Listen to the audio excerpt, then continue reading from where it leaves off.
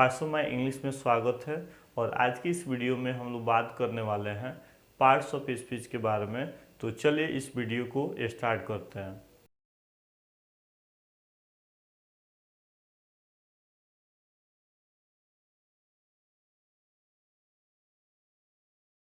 बाबू, सबसे पहले हम लोग ध्यान देंगे इसके उच्चारण के बारे में।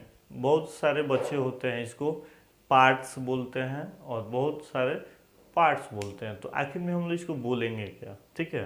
तो आप लोग को पहले भी वीडियो में बताया गया था कि यदि आर के पहले क्या बोले, यदि आर के पहले वोवेल दिखाई देता है तो आर को नहीं पढ़ते हैं। फिर से सुनिए, यदि आर के पहले वोवेल दिखाई देते हैं तो आर को नहीं पढ़ते हैं, ठीक है। अब देखिए यहाँ पे क्या है, आर है और आर के पहले बाबू हम लोग को क्या दिखाई दिया, वोवेल दिखाई दिया। और जब वोवेल दिखाई दिया तो आर को नहीं पढ़ेंगे। अब यह आपका हो गया पार्ट। क्या हो गया, पार्ट। अब इसमें इस लग गया तो इसको बोलेंगे पार्ट्स। क्या बोलेंगे, parts of speech, parts of speech. तो इसका उच्चारण क्या हो गया, पार्ट्स ऑफ स्पीच। पार्ट नहीं बोलेंगे, आर नहीं बोलेंगे, बल्कि बोलेंगे पार्ट्स, पार्ट्स ऑफ स्पीच, ठीक है। इसका हिंदी होता है शब्द भेद। हिंदी क्या होता है, शब्द भेद। अब एक बात ध्यान से समझिए कि आखिर में यह चक्कर क्या है कि फिफ्थ में थे, 5वां क्लास में पढ़ते थे, उस समय पढ़े पार्ट्स ऑफ स्पीच। फिर 6 में गए, 7th में गए, 8 में गए, 9th में गए, 10th में गए। बात समझ रहे हैं ना। तो जिस जिस क्लास में आप जाते हैं, तो जब फाउंडेशन बैच स्टार्ट होता है, जब बेसिक से इंग्लिश पढ़ाई जाती है, तो उस समय आपको पार्ट्स ऑफ स्पीच पढ़ना पड़ता है, ठीक है।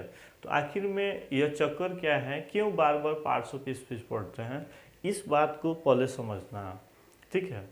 तो एक छोटा सा एग्जाम्पल लीजिए कि बाय द वे आपको क्या बोले, बाय द वे आपको बाइक बनाना सीखना है, आपको गाड़ी रिपेयरिंग करना सीखना है। तो आप जब उस्ताद के पास जाइएगा तो डायरेक्ट आपको बता देगा कि ऐसे ऐसे बनाया जाता है, नहीं।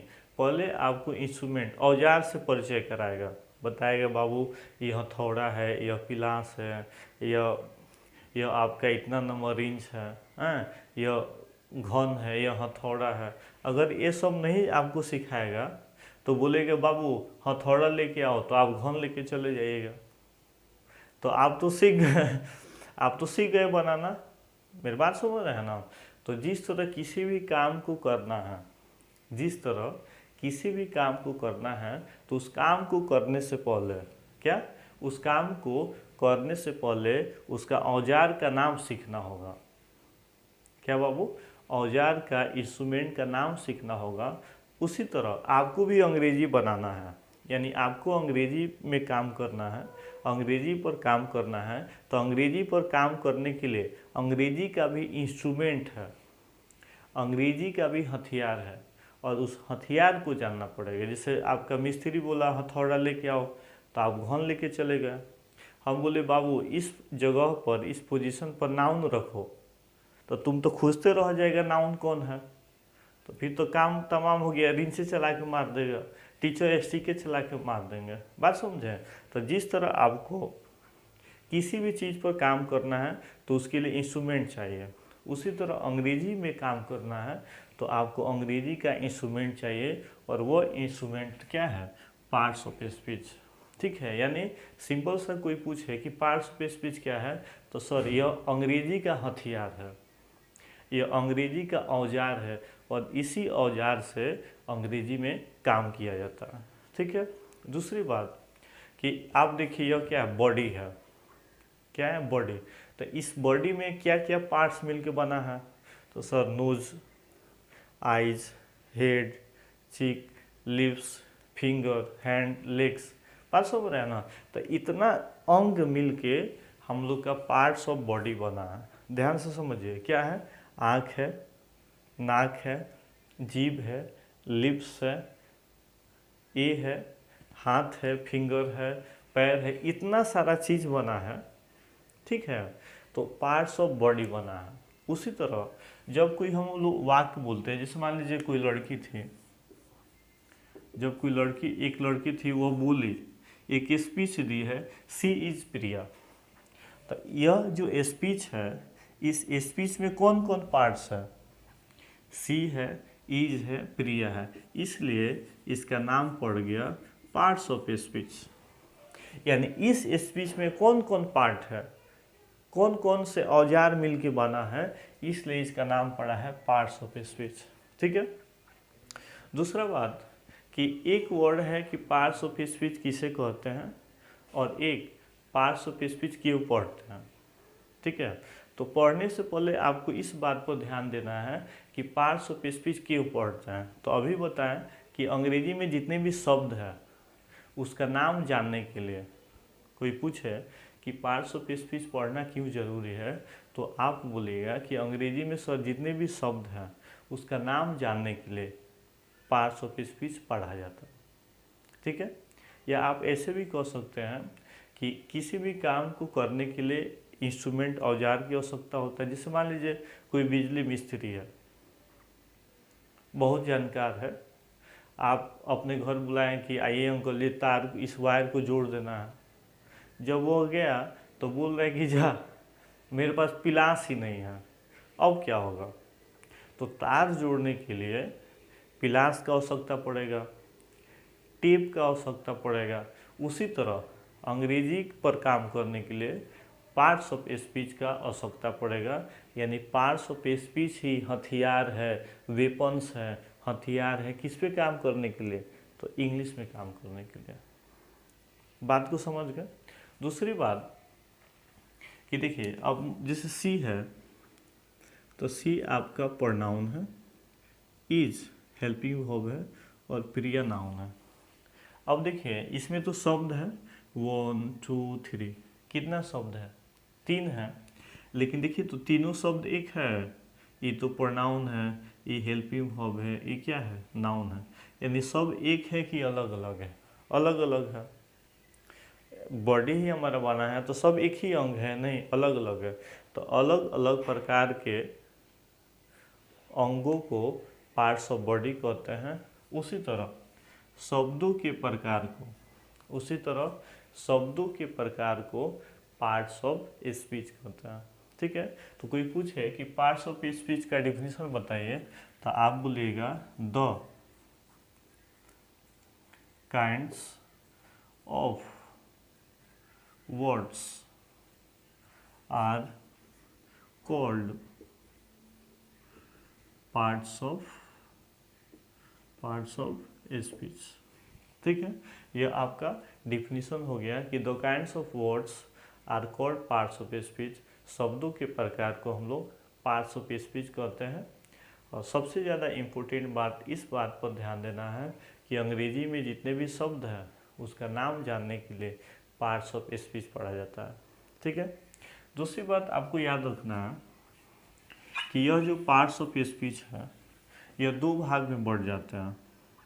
यहाँ पे बाबू हम लिख देते हैं, ध्यान दें, पार्ट्स ऑफ स्पीच 2 भाग में बढ़ जाते हैं। पार्ट्स ऑफ स्पीच कितने भाग में? 2 भाग में बढ़ जाते हैं, जिसमें फर्स्ट होता है आपका फ्रॉम क्लासेज। क्या बोलेंगे? From classes. और सेकेंड होता है स्ट्रक्चर वर्ड्स। ठीक है। तो पार्ट्स ऑफ स्पीच कितने भाग में? 2 भाग में आपके बढ़ जाते हैं। पहला क्या होता है? From classes. ठीक है। और दूसरा हमारा होता है स्ट्रक्चर वर्ड्स। ठीक है। तो पार्ट्स ऑफ स्पीच कितने भाग में? 2 भाग में। पहला फ्रॉम क्लासेज और एक स्ट्रक्चर वर्ड्स। अब एक समस्या होगा कि यह फ्रॉम क्लासेज क्या है और स्ट्रक्चर वर्ड्स क्या है। तो आइए एग्जाम्पल से समझते हैं। जैसे मान लीजिए हम यहाँ पे लिखे आई। क्या लिखे? आई। तो क्या आई को हम लोग मी लिख सकते हैं? एकदम लिख सकते हैं। माई लिख सकते हैं? एकदम लिख सकते हैं।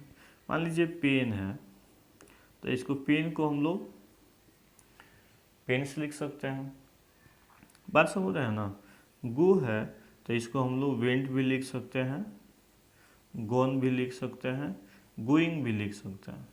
ठीक है, इसको आप लोग कॉपी पर लिख लीजिए। अब देखिए कि जितना भी वर्ड लिखे हैं इसको चेंज किया जा रहा है, यानी बदला जा रहा है। जैसे आई मी माई हो गया, पेन का पेन्स हो गया, गो का वेंट गॉन गोइंग हो जा रहा है। यानी जिसे बदला जा सके, जिसे बदला जा सके उसे ही हम लोग फ्रॉम क्लासेज करते हैं। यानी सिंपल सा डिफिनीशन हुआ कि इट कैन बी चेंज, इसे बदला जा सकता है किस, तो फ्रॉम क्लासेज को।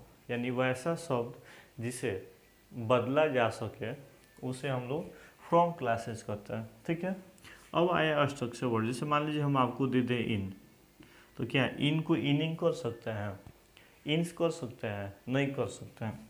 आपको टू दे दे, टू को बदल सकते हैं, नहीं बदल सकते हैं। आपको दे दे वेन, तो वेनिंग कर सकते हैं, नहीं। तो इधर जितने भी वर्ड लिखे हैं ना, इसको आप चेंज नहीं कर सकते हैं। तो सिंपल सा डिफिनीशन हुआ कि वह शब्द जिसे बदला जा सके उसे हम स्ट्रक्चर वर्ड कहेंगे। तो इसका डिफिनीशन हो जाएगा कि it can not be change, इसे बदला नहीं जा सकता है किसे, स्ट्रक्चर वर्ड। तो आप समझ गए कि पार्ट्स ऑफ स्पीच दो भाग में बढ़ जाता है, एक फ्रॉम और एक स्ट्रक्चर। तो जिसे बदल देंगे वो आपका फ्रॉम क्लासेज होगा, जिसे नहीं बदलेंगे उसे स्ट्रक्चर वर्ड होगा। ठीक है, अब होता क्या है कि यह जो फ्रॉम क्लासेज है, यह 5 भाग में बढ़ जाता है। कितने भाग में? 5 भाग में। और जो स्ट्रक्चर वर्ड्स है वह 3 भाग में बढ़ जाता है। ध्यान से सुनिए, क्या बोले हम कि यह जो फ्रॉम क्लासेज है, फ्रॉम क्लासेज यह कितने भाग में? 5 भाग में, 5 भाग में। और हमारा यह जो स्ट्रक्चर वर्ड्स है यह आपको 3 भाग में बढ़ जाता है। ठीक है, तो पहला क्या होता है आप बोलिए तो एक बार। हाँ ठीक है, दूसरा बोलिए, हम सुनते हैं क्या बोलेंगे। ठीक है, बहुत बढ़िया। चलिए यह क्या होगा? ठीक है, फोर्थ क्या होगा? वर्ब। ठीक है, इसको ठीक है, यह 5 भाग में। यह कौन है? तो एक क्या है आपका? प्रे। ठीक है, इसको सेकेंड। ठीक है, और एक तो टोटल अंग्रेजी में कितने शब्द हो जाते हैं? तो 8 हो जाते हैं। कितने हो जाते हैं? 8 हो जाते हैं। चले आइए मेरे साथ एक बार बोलिए नाउन। क्या बोलेंगे? नाउन। प्रोनाउन। क्या बोलेंगे? प्रोनाउन। बोलिए नाउन, प्रोनाउन। कितना लोग कहता है प्रोनाउन, पर नाउन, जैसे लगता है कि पैर लग गया, नहीं। नाउन और प्रोनाउन। देखिए यहाँ पे ए है, क्या है? ए है, और यहाँ पे आपका जे है। और जब भी ए और जे के बीच में डी दिखाई देता है तो डी को नहीं पढ़ते हैं। ठीक है, जब भी ए और जे के बीच में डी दिखाई देता है तो डी को नहीं पढ़ेंगे। तो इसको एडजेक्टिव ना पढ़ के एजेक्टिव, नाउन, प्रोनाउन, एजेक्टिव पढ़ेंगे। Adjective, noun, pronoun, adjective. और देखिए आर है, और आर के पहले ई आ गया, वोवेल आ गया, तो आर को नहीं पढ़ेंगे, तो इसको पढ़ेंगे बॉब। क्या पढ़ेंगे? बॉब। तो बोलिए, आप मेरे साथ बोलिए, noun, pronoun, adjective, Bob, adverb. ठीक है, बोलिए नाउन, बोलिए आप बोलिए noun, pronoun, adjective, Bob, adverb. देखिए ए है, डी है, लेकिन जे है, जे रहता तो हम डी को नहीं पढ़ते हैं, है कि नहीं है? तो इसको पूरा पढ़ेंगे adverb, noun, pronoun, adjective, Bob, adverb. ठीक है, नेक्स्ट है स्ट्रक्चर वर्ड्स में आते हैं, तो इसको हम बोलेंगे प्रीपोजिशन। प्रीपोजिशन, प्रीपोजिशन नहीं, प्रीपोजिशन। क्या बोलेंगे? प्रीपोजिशन, कंजंक्शन, कंजंक्शन बोलिए कंजंक्शन। देखिए आर के पहले ई है तो इसको नहीं बोलेंगे, बोलिए इंटजेक्शन, इंटजेक्शन। ठीक है, एक बार मेरे साथ बोले, noun, pronoun, adjective, verb, adverb, preposition, conjunction, interjection. ठीक है, अब देखिए टोटल कितने हो गए, 5 ईयर और 3 ईयर, टोटल कितने हो गए 8। यानी आपको याद रखना है कि अंग्रेजी भाषा में क्या बोले, अंग्रेजी भाषा में मात्र 8 वर्ड है।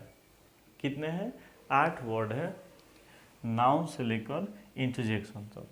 ठीक है, एग्जाम्पल में हम आपसे पूछें कि बताइए इस हमारे देश में टोटल जनसंख्या कितने हैं, तो आप बोलिएगा सर लगभग 200 सवा 200 करोड़। तो उतने हैं, लेकिन अंदर झाँक के देखिएगा तो 2 ही लोग हैं, एक महिला और एक पुरुष, मेल फीमेल, बाकी तो कुछ नहीं है। उसी तरह एक कोई भी छोटा बुक ले लीजिए, उसमें पन्ना पलट के देखिए तो बहुत सारे वर्ड्स होंगे, बहुत सारे वर्ड्स होंगे, लेकिन अंदर झाँक के देखिएगा, क्या अंदर झाँक के देखिएगा तो उसमें मात्र 8 वर्ड होंगे, और वो नाउन से लेकर इंटरजेक्शन तो होगा। ठीक है, अब हम लोग को यह देखना है, जैसे मान लीजिए पार्ट्स ऑफ बॉडी, ए क्या है, आई है तो ए नाउन है, ए क्या है, नोज है तो ए प्रोनाउन है। तो इसका काम क्या है, देखना, इसका काम क्या है, देखना। उसी तरह अब ये देखना है कि नाउन का काम क्या है,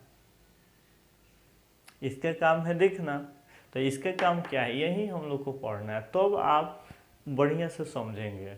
नहीं तो अगर आप ज़्यादा रटिएगा तब काम नहीं चलेगा, तब वही होगा, पढ़िएगा भूलिएगा, पढ़िएगा भूलिएगा, और कुछ नहीं होना है। तो हर एक चीज़ के काम है, जैसे इसका काम क्या है, लिखना, उसी तरह एडजेक्टिव का भी कुछ काम होगा, वर्ब का भी कुछ काम होगा, एडवर्ब का भी काम कुछ होगा। तो यही सब हम लोग पढ़ेंगे, तब आपका अंग्रेजी बेहतर होगा, अच्छा होगा। ठीक है, तो आशा करता हूँ कि आपको यह वीडियो समझ में आया होगा। आप कमेंट करके ज़रूर बताएं कि आपको यह वीडियो कैसा लगा। मिलते हैं हम लोग अगले वीडियो में, और अगले वीडियो में हम लोग बात करेंगे नाउन के बारे में। तो आज के लिए बस इतना ही, जय हिंद।